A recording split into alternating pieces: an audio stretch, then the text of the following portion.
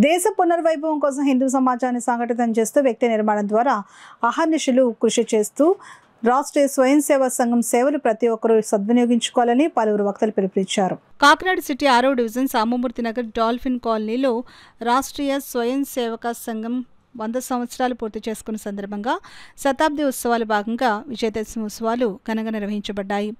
దేశ పునర్వైభవం కోసం హిందూ సమాజాన్ని సంఘటితం చేస్తూ వ్యక్తి నిర్మాణం ద్వారా సమాజంలో విలువలను పెంపొందించడానికి అహర్నిశలు కృషి చేస్తున్న రాష్ట్రీయ స్వయం సేవక సంఘం 1925లో డాక్టర్ హెడ్గేవార్ గారి ఆవిర్భావంతో ప్రారంభమై శతాబ్దిలోకి అడుగుపెడుతున్నది. ప్రపంచ శాంతి లక్ష్యంగా అనేక విపత్కర పరిస్థితులను అధిగమిస్తూ హిందూ సమాజం ముందుకు సాగుతున్న ఈ ప్రయాణంలో విజయదశమి ఉత్సవాలకు ప్రత్యేక ప్రాధాన్యం ఉందని వక్తలు పేర్కొన్నారు.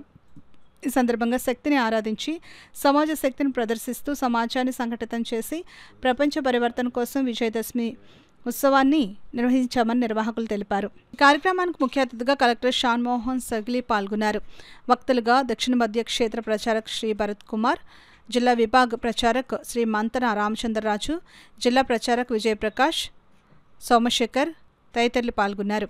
ఈ కార్యక్రమంలో నగర ప్రచారక్ ఆదిత్య శర్మ, సంఘవాసులు బికిని విశ్వేశ్వరరావు, మామిడాల శ్రీనివాస్, ఎనిమిరెడ్డి మాలకొండయ్య, ఏడిది కృష్ణ, కుందల సాయి కుమార్ యాదవ్, చోటిశెట్టి రమేష్, జ్యోతుల రాజేష్, శ్రీహరి, మునగాల సాయి గోపి, గౌతు చిన్న, ఘంటసాల గోవిందరాజు, ధనరాజ్ భార్గవ్, బొక్కా బుజ్జి, కొండేటి గంగాధర్, గాలిదేవర శేఖర్, కర్రి పాపారావు, వరాల బాబు, నూకా పిడుగుల, మొసలగంటి సురేష్, కోకిలిగడ్డ గంగరాజు, మేడ పరమేశ్వరరావు, సంగాని సత్యం, చెక్క రమేష్, రాజ్ కుమార్, చిన్న సుబ్బారావు, నురుకర్తి మూర్తి, పోల్నాటి రాము, రాజేష్, రాచర్ల చిన్ని, ఏడిది శ్రీను, కాకాడు శివ, ఏడిది జయదుర్గ, కోట్ల రామకృష్ణ, పడాల సంతోష్ తదితరులు పాల్గొన్నారు.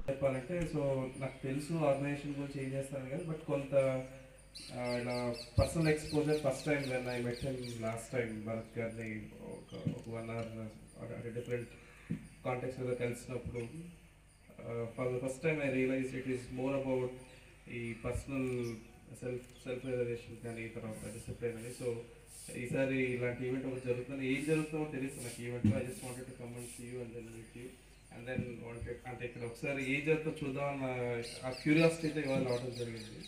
ఎప్పుడు పొద్దునపూట నేను ఎప్పుడు ఏ మీటింగ్కి అటెండ్ అయ్యలేదు. First time I came at 6:30 to attend and see what happens here. I'm personally as at an age where కొంత డిసిప్లిన్ ఇంకా స్టార్ట్ అవ్వాల్సిన ఏజ్లో ఉన్నాను. ఇక్కడ I'm 35 now. So this is inspiring. అంత చిన్నపిల్లలు పొద్దున్నే వచ్చు ఎంత పద్ధతిగా నీట్గా వాళ్ళు it's nice and I can see it will grow with them. అంటే వాళ్ళ ఏజ్ పెరిగిపోతే it will grow with them and it will inspire many people around them. So I wish them all the best and I really congratulate and I really thank again for inviting me for such a wonderful event and I remember this. మీరు ఎక్కడైనప్పటికీ he got అని చెప్పిస్తున్నారు. స్త్రీని దేవతగా she goddess కొలిచేటువంటి దేశం. రెండవది ధర్మ సంస్థాపన కోసం మాత్రమే ఆయుధాలు ఉన్నాయి కానీ ఆయుధాన్ని మిగిలినటువంటి అనవసరమైనటువంటి సమయంలో దేన్ని ఉపయోగించండి. భారతదేశం ప్రపంచంలో ఎక్కడైనప్పటికీ జ్ఞానాన్ని అందించింది, తన యొక్క సంస్కృతిని అందించింది తప్ప ఏ దేశం మీదకి కూడా దండయాత్ర చేసినటువంటి దాఖలాలు ఎప్పుడు చేయరు. మూడవది అమ్మవారి యొక్క దశ ప్రహరణ దాడిని అన్నారు పంపించారు. 10 చేతుల్లో 10 రకాల ఆయుధాలు. రాక్షసుల యొక్క సంహారం చేసేటప్పుడు దేవతలందరూ కూడా కలిసి తమ యొక్క ఆయుధాన్ని ఆ తల్లికి ఇచ్చారు. అంటే ఆవిడ యొక్క నేతృత్వంలో అందరూ కలిసి పనిచేశారు, యుద్ధం చేశారు. కానీ దేవతలకు అయినప్పటికీ విజయం పొందాలంటే కలిసి యుద్ధం చేసినప్పుడు మాత్రమే వాళ్ళు విజయం పొందగలరు. సంఘటన ద్వారా మాత్రమే విజయాన్ని పొందగలుగుతాము, ఎవరికి వాళ్ళం అయితే కాదు. ఇప్పుడు ఈ దేశంలో ఉండేటువంటి మనందరం కూడా కలిసిమెలిసి ఉన్నట్టయితే విజయాన్ని పొందగలుగుతాము, మన దేశానికి గొప్ప దేశంగా తీర్చిదిద్దుకోగలుగుతాము.